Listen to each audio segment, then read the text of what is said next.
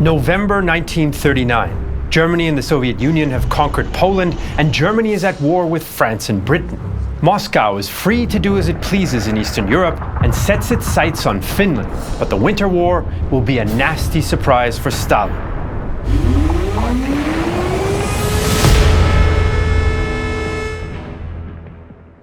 In August 1939, the Soviet Union and Nazi Germany sign what they call a non-aggression pact. It includes a secret protocol dividing Eastern Europe into spheres of influence where each power can act as it sees fit. As planned, they invade Poland together in September, and while Germany turns west, in October the Soviet Union forces the governments of Lithuania, Latvia and Estonia to allow Red Army bases on their territory. Moscow's next target is Finland, formerly a part of the Russian Empire. But the resulting Winter War, or Finnish campaign as the Soviets call it, will be far longer and bloodier than Moscow expects. Finnish-Soviet relations have been rocky since Finland declared independence from Russia in 1917. Both countries suffered devastating civil wars after World War I, but while the communist Bolsheviks win in Russia, the anti-communists win in Finland, despite a younger Joseph Stalin's efforts to help the Reds. Some Finns briefly consider trying to acquire the border region of Eastern Karelia, where the culture and people are similar, but a 1920 treaty agrees on the pre-1917 border, though Finland gains the Arctic port of Petsamo.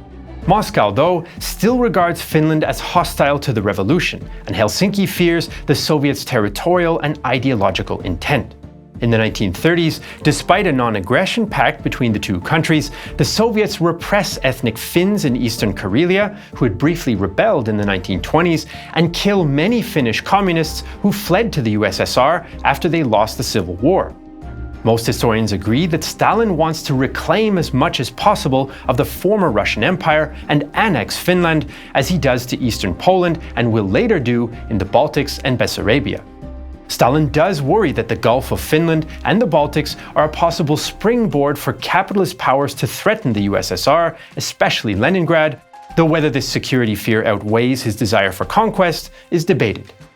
Stalin and his foreign minister, Vyacheslav Molotov, present the Finns with their security demands.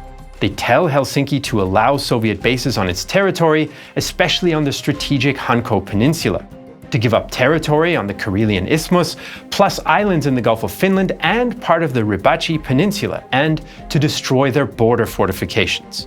In exchange, Finland would receive twice as much mostly uninhabited land in Eastern Karelia. The Finnish government under President Kyösti Kallio discussed the Soviet demands. Military commander Karl Mannerheim wants to compromise, while Foreign Minister Elias Erkko doesn't, in case this leads to further Soviet demands. Losing Hanko and the Karelian forts would also make Finland more vulnerable to an eventual attack by the more powerful Red Army, even though most Finns still think Stalin is bluffing. France and Britain, who are at war with Germany but also oppose Soviet aggression, recommend that the Finns reject the Soviet proposals, since in their view, a Soviet attack is unlikely. Germany tells the Finns to give in, but the Finns don't trust the Germans because of the Nazi-Soviet pact. In the end, talks are broken off with no agreement, though it's unlikely Stalin would be satisfied in the long term, even if Finland had accepted. The Finns hope for support from their Scandinavian neighbours, other great powers, and the League of Nations will deter Soviet invasion. They also believe that if the Red Army does attack, it will take time for it to prepare. The Soviets expect a campaign against Finland will be as quick as that in Poland, and Red Army Chief Commissar Lev Mechlis believes Finnish workers and peasants will greet the Soviets as liberators. Moscow considers the Finnish army as weak and outdated and writes off foreign support. Who would help Finland? The Swedes? The British? The Americans? There's no way in hell. There'll be a fuss in the press, moral support, moaning and whining. But troops, aircraft, cannons and machine guns? No. As both sides prepare for war, the Red Army falsely claims the Finns shelled one of its positions on November 26th, and Moscow rejects Helsinki's offer of an international investigation.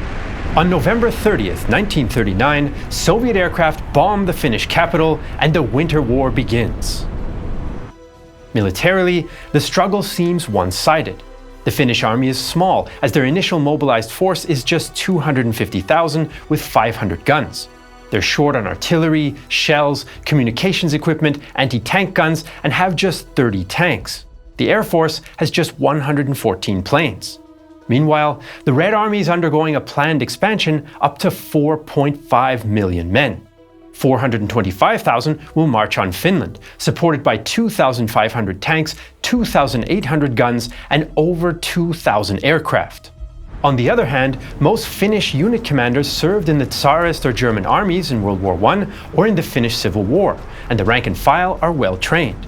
The reserve units know the terrain well, and most are skilled in outdoor survival and marksmanship. The Finnish army is backed up by the Civil Guard and the Lotta Sverd, whose all-female personnel served as nurses, in auxiliary functions, and in munitions production. Morale is solid. We are so few, and they are so many. Where will we find the room to bury them all? The Soviet officer corps is weakened after Stalin's executions, training is poor, especially for winter fighting and ski-borne units, and the armor, infantry and artillery and air power don't know how to work together. The Red Army also doesn't have enough medical units, radios or winter gear. Morale is also low, as a platoon commander notes in his diary. The troops' political awareness and morale is weakening. They say that supposedly the Soviet government has always said we do not want an inch of someone else's land, and now we've started a war with Finland. If we explain that it is necessary to strengthen the borders, they will object that no one attacked us. I myself believe the contradictions with Finland could have been resolved. Red Army Front Commander Kirill Meretskov draws up the Soviet battle plan. He envisions a massive assault against the Finnish Mannerheim Line on the Karelian Isthmus to push towards the major Finnish cities. Further north, the Soviets hope to drive north of Lake Ladoga and also towards the town of Oulu to cut the country in two at its narrowest point. Supporting attacks include a strike at the Arctic port of Petsamo. He expects his troops to achieve victory by Stalin's birthday on December 21st. Some Soviet commanders worry that the plan underestimates the terrain and the enemy, but the High Command ignores them. Soviet authorities also deport ethnic Finns living on their side of the border to the interior. The Finns have been preparing for a Soviet invasion since the 1920s. Their Mannerheim Line makes use of the swamps, streams and lakes on the isthmus in the hope of stopping Soviet thrusts towards the Finnish interior, but their plan is purely defensive.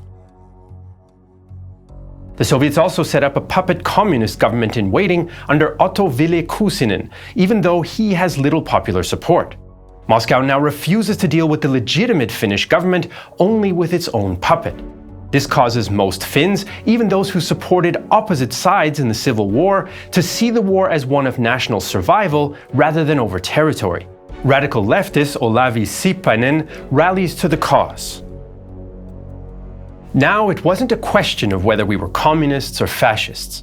The political walls within Finland that we had built and done our utmost to uphold crumbled. Then was the moment, a morning that will never cease to radiate its light on us who experienced it. At the front, Red Army units cross the border and reach the Mannerheim Line along the Taipale River, where they run into trouble. From December 6th, the Red Army repeatedly tries to break through Finnish defenses, but Soviet infantry and tanks hold tight formations, making them easy targets. The marshy terrain in the area slows the Soviets down, and Finnish artillery and infantry inflict heavy losses. The Soviets have stumbled into a pre-planned killing zone.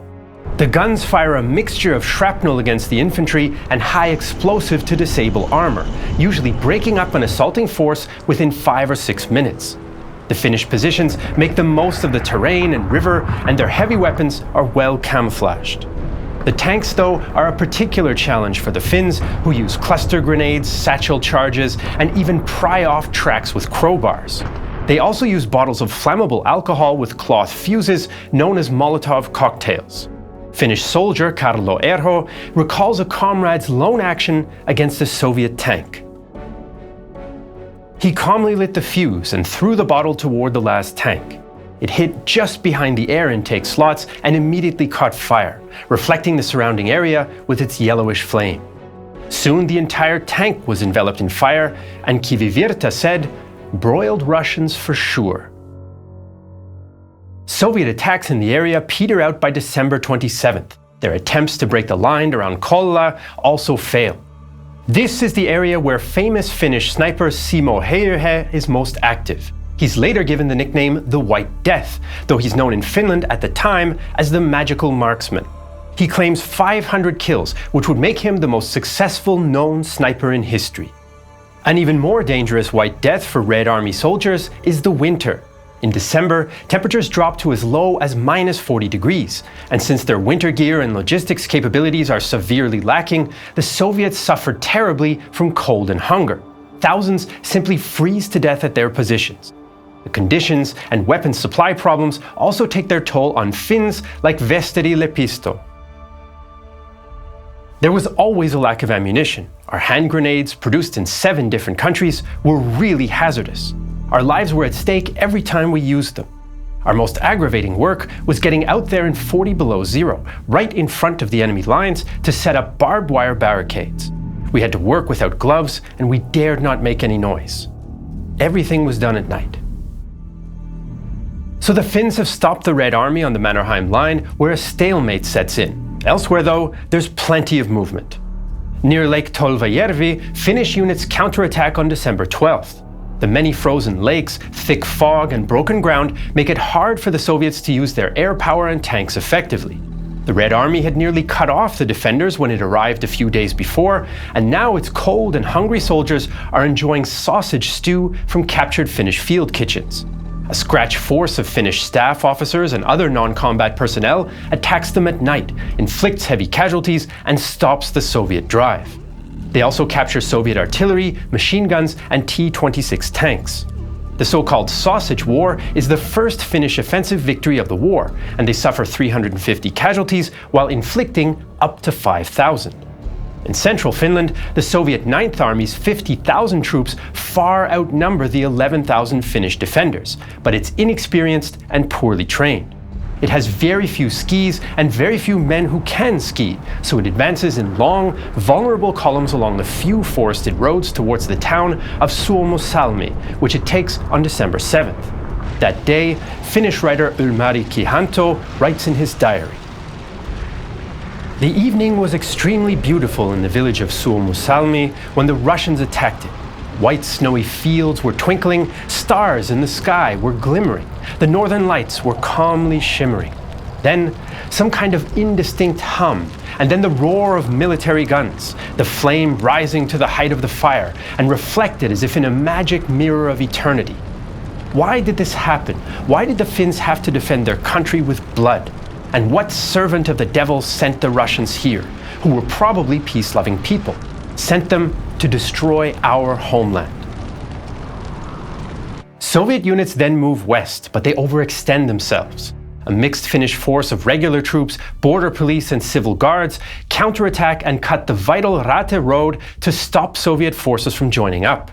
Over the next several weeks, the Finns will apply what will become known as Motti tactics to this and other columns. Motti is a block of firewood, and the Finns plan to cut the Soviet column into similar isolated blocks so they can destroy them one at a time despite their inferior numbers. Finnish units move quickly through the thick forests and snipe or ambush at will. The forests hamper Soviet firepower, and the confusion and poor road network mean the Red Army can barely move up enough rations and ammunition. Soviet troops caught along the road are confused, starving, and freezing, and they never know when or from what direction the next ambush will come. Groups of Red Army soldiers try to flee through the woods, but the Finns cut them down or make them prisoner. Some Mottis give up without any combat, as they cannot move and have no shelter or food. The remnants of the Soviet 44th Division try to break out, but the Finns wipe them out by January 8th. The Soviet commander escapes to friendly lines, though his superiors have him executed later. The Battle of Suomussalmi is a clear Finnish victory. They stop the Soviet advance in central Finland, inflict about 25,000 casualties while only suffering 2,700, and destroy 43 tanks, 260 trucks, along with other valuable equipment and weaponry. Meanwhile, in the far north, the few Finnish forces available fight hard but cannot stop the Red Army from taking Petsamo on December 2nd. The Soviet invasion has ground to a halt, and Stalin acknowledges the situation. The war in Finland is a serious war, sharply different from our autumn campaign in Poland. Diplomatic activity, though, continues. The League of Nations expels the Soviet Union at the start of the war, which puts pressure on Stalin. He's losing prestige, and he's internationally isolated. Meanwhile, the Red Air Force continues to pound Finnish cities, especially Viipuri, which they hit with 12,000 bombs. The Red Army adapts. Critics of the original plan, like Boris Shaposhnikov and Semyon Timoshenko, take charge of the war. Timoshenko is responsible for breaking the Mannerheim Line, but for now, he stops frontal assaults and orders his forces retrained in combined arms operations. Reinforcements bring troop numbers up to 600,000, along with more tanks and guns to replace losses. The Finns do not have any more reserves, though they have gotten some help from abroad. About 12,000 foreign volunteers joined the Finnish cause, mostly from Sweden, but also from the US, Britain, Norway, Estonia, Hungary, Italy, and other countries. Notable names include future Norwegian resistance leader Max Manus and British actor Christopher Lee. French, British, Americans, Italians, and Swedes also send some aircraft, weapons, and non-lethal aid, with Sweden contributing a unit of Gloucester Gladiators and anti-aircraft artillery. However, neither the volunteers nor the military aid is enough to equalize the situation on the battlefield. On February 1st, the Soviets try the Mannerheim Line again with more firepower. This time, they focus more on the Viipuri Gateway, a heavily defended gap in the lakes and marshes around the town of Spilmann. Soviet guns fire over 300,000 shells the day before the assault, and Red Army troops also stormed the entire length of the line to prevent Finns from reinforcing the gateway. After 10 days of vicious fighting, with many positions changing hands several times, the Soviets break through and send their armor through the gateway.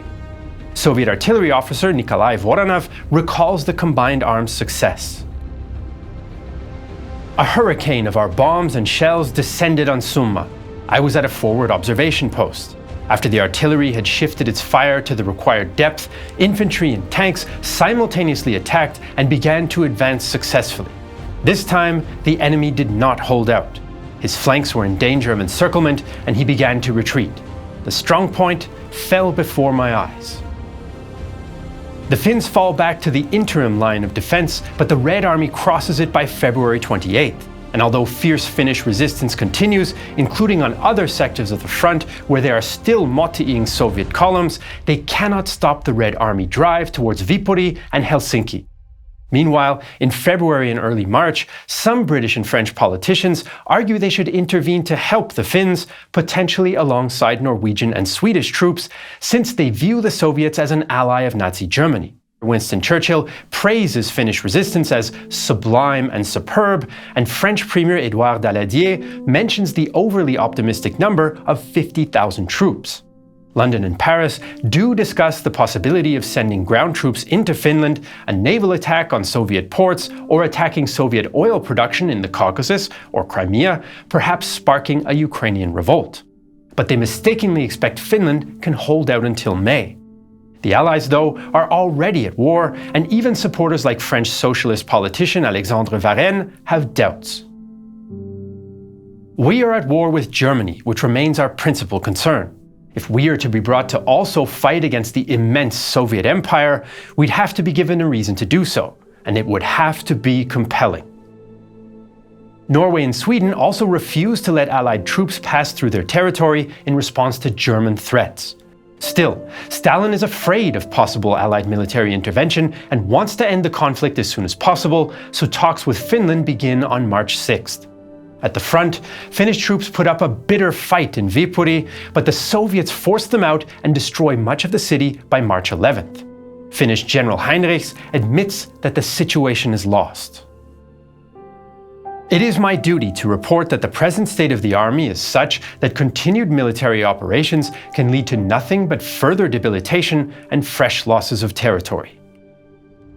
On March 12, 1940, Finland and the USSR signed the Treaty of Moscow, and the Winter War is over. Finland gives up 10% of its territory, mostly in the southeast and far north. 420,000 Finns flee the annexed regions. It must also lease the Hanko Peninsula to the Soviets for 50 years for them to use as a naval base. The Winter War has been short but bloody.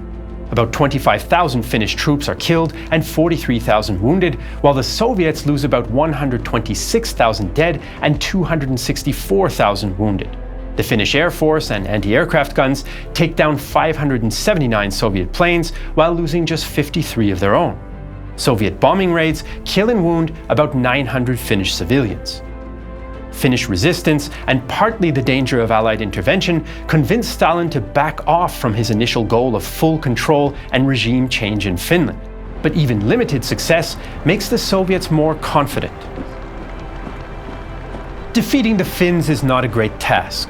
The main thing on our victory is that we defeated the technique, tactics, and strategy of the great European states, who were the teachers of the Finns. That is our main victory. In Germany, the war strengthens Adolf Hitler's desire to attack the USSR. He sees it as proof that Stalin's Great Terror fatally weakened the Red Army and that the Soviet Union is unprepared for war. Finland has preserved its independence but experiences a national trauma. The suffering of the Finnish population under Soviet bombing and the ethnic cleansing of the annexed regions leads to lasting bitterness. One Soviet soldier remarks, "The Finns are not mean. They just really hold a grudge. They remember who's done them harm in the past. God forgives. The Finns do not." Less than a year later, the two countries will be at war again. The nature of the Winter War, with its unforgiving climate, the vastness of the battlefield, and the different doctrines of the Finns and the Soviets, made it one of the most unique conflicts of the Second World War. On a tactical level, battles like Suomussalmi or Tolvajärvi demanded from the Finns everything at their disposal, while the Red Army had to adapt to this unexpected type of warfare. If you want to experience what it's like to make tough decisions on the Finnish battlefields, check out Winter War by War Game Design Studio. Part of the Squad Battles series, Winter War is a hex-based wargame that lets you experience the entire campaign from either the Finnish or Soviet side in an unparalleled level of depth. Take control of meticulously researched squads and vehicles, use their authentic equipment, and take the environments of each of the 24 unique battlefields into account to beat your opponent. Winter War can be played against the computer or against other players. So head over to wargameds.com/pages/realtimehistory and use the code RTH24 at checkout for a 25% discount off of Winter War. That's just $29.97 for real-time history viewers. The game will be delivered via direct download, and your purchase includes the full game as well as detailed orders of battle, extensive documentations for vehicles and weapons, a scenario editor to customize the game, and a digital copy of William Trotter's book on the war. Again, that's wargameds.com/pages/realtimehistory to get your copy of Winter War by War Game Design Studio. We want to thank Sofia Shirogorova for her help with this episode. If you want to learn more about the Second World War in 1940, check out our previous documentaries about the Battle of Britain and the Battle of France. As usual, you can find all the sources for this video in the description below. And if you're watching this video on Patreon or Nebula, thank you so much for the support. We couldn't do it without you. I'm Jesse Alexander, and this is a production of Real Time History, the only history channel that doesn't want to attend a Molotov cocktail party or a sausage war.